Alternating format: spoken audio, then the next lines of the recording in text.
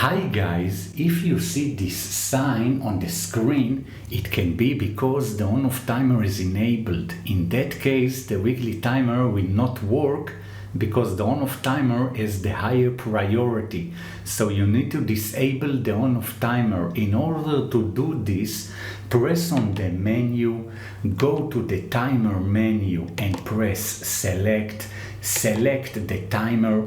Now you can see that the on-off timer is activated, meaning on yes. In order to disable, press select, change the password to 4 zeros, select, change the on-off timer to no and press select.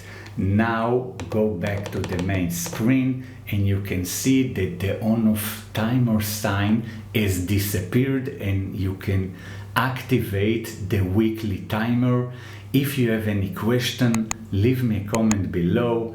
Have a nice day and see you soon. Bye bye.